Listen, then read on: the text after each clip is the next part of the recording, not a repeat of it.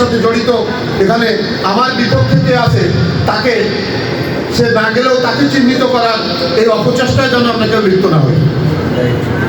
এটা যেমন একটি ব্যাপার, আমাদের দুর্নীতির বিরুদ্ধে লড়াই করতে হবে, আমাদের সহিংসতার বিরুদ্ধে লড়াই করতে হবে এবং এই দুর্নীতি এবং শান্তি প্রতিষ্ঠার জন্য চেষ্টা করতে হবে। আমি প্রথমেই বলেছি, সম্বোধনে বলেছি, তারপরেও বলতেছি, উপজেলার ভাইস চেয়ারম্যান নির্বাচিত হয় আমি শেখ ইমরুল হাসানকে অভিনন্দন জানাচ্ছি।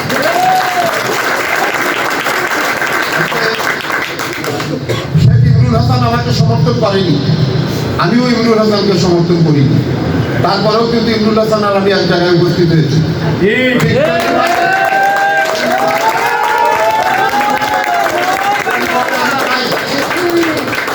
এই স্বেচ্ছাসেবক লীগের অনেক নেতা কর্মী ইমরুলকে সমর্থন করেনি, অন্যকে করেছে কিংবা আমাকে করেছে, কিংবা তারা যে প্যানেল লাস্টে প্যানেল মতো হয়ে গিয়েছিল সেই প্যানেলের প্রতি সমর্থন করেনি বা করেছে। এই দুইয়ের মেলবন্ধন কিন্তু আজকের থেকে হতে হবে। ইমরুলের নেতৃত্ব মেনে সেই জায়গায় কিন্তু তাদের ফিরে আসতে হবে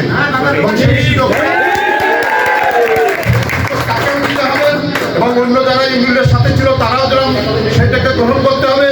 যারা বাইরে গেছিল, অন্য সমর্থন করেছে, তাদেরকেও কিন্তু সেইটা মেনেই, এই নেতৃত্ব মেনেই তাদেরকে এই সংগঠনের সঙ্গে এক করতে হবে। আজকের এই ক্রান্তি লগ্নে এটাই আমাদের প্রথম কাজ। কোনো বিরোধ রাখা যাবে না। নির্বাচন হয়ে গেছে, নির্বাচনে একজন হারবে, একজন পরাজিত হবে, এটাই নিয়ম। আমি নৈতিক পরাজয় আমার হয়নি, কারণ আমি সব কিছুর সাথে আপোষ করিনি। আমি নির্বাচন করেছি, আমি নির্বাচনে পরাজিত হয়ে, জনগণের সমর্থন ছিল না, পরাজিত হয়েছি। এর বাইরের যেসব কথা, আমি সেই কথাগুলো এই মঞ্চে নাই বললাম, সে কথা বলার দরকার নেই। কিন্তু একটা জিনিস বুঝতে হবে, আমরা কিন্তু আমার সময় যে ফকিরহাট ছিল তার থেকে উন্নততর ফকিরহাট চাই। ফকিরহাট গড়ার ক্ষেত্রে যে প্রতিবন্ধকতাগুলো এখন জনগণ ফেস করছে, বিশেষ করে নির্বাচিত চেয়ারম্যান এবং মেম্বাররা বেশি করে ফেস করছে। আমরা অতীত নির্বাচন দেখেছি, নির্বাচনের পরে যে সহিংসতা, যে সম্মানহানিকর, মানুষ রাস্তায় চলতে পারবে না, মানুষ অফিসে যেতে পারবে না, শিক্ষকরা অপমানিত হবে। আমার একজন নির্বাচিত ইউনিয়ন পরিষদের চেয়ারম্যান একাধিকবার লাঞ্ছনার শিকার হয়েছে। এগুলো বন্ধ করতে হবে। আমি বলছি না যে ভাইস চেয়ারম্যান কিংবা তার কর্মীরা এগুলো করছে, যার কর্মীরাই করুক সেইটা প্রতিহত এবং তার বিরুদ্ধে নিন্দা জানানোর সৎ সাহস হারালে চলবে না।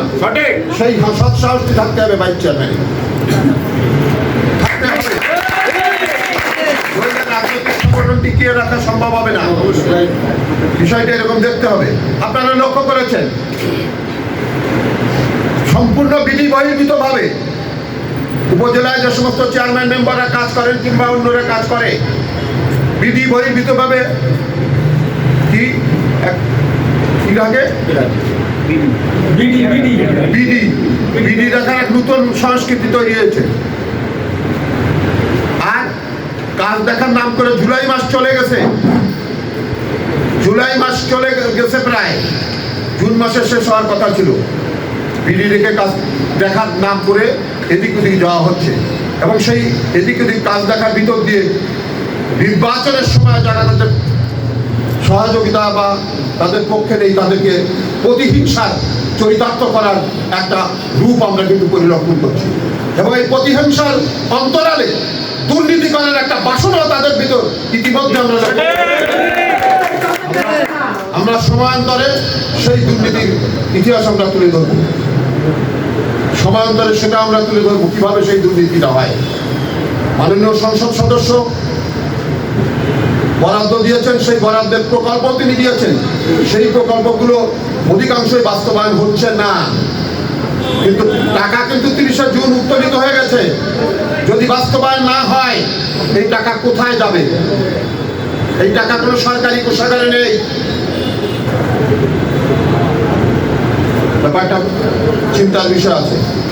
আরো অনেক বিষয় কিন্তু এর ভিতর আছে। আমি আজকে এই প্রতিষ্ঠা বার্ষিকীর এই শুভক্ষণে আমি আর এগুলো নাই উচ্চারণ, তবে আমি বললাম যে ওই প্রতিহিংসা চরিতার্থ করার অন্তরালে দুর্নীতি আভাস কিন্তু আমরা পাচ্ছি। এই বিষয়টা এককভাবে হয়তো ভাইস চেয়ারম্যানের দায়িত্বে কেনা না, তারপরে ওগুলো খেয়াল রাখতে প্রয়োজনে তার বিরুদ্ধে সোচ্চার হতে হবে। কারণ ফকিরহাটের সম্পদ, ফকিরহাটের বরাদ্দ ফকিরহাটেই থাকবে। বরাদ্দ সব বরাদ্দ বাস্তবায়ন হয়েছে, বুলেট ড্যামি বিল করেই টাকা তুলে রাখা হয়েছে। সুতরাং আরো সময় পেলে তাদের দ্বারা কাজ করিয়ে নিতে হবে। যারা প্রকল্পের সাথে জড়িত তাদেরকে করিয়ে নিতে হবে, কিন্তু না করা না করে এই টাকাগুলো লোপাট করার কোনো সুযোগ কিন্তু কেউ কাউকে দেবে না। এই বিষয়গুলো কিন্তু বিস্তৃত। তো সেই কারণে আমি বলবো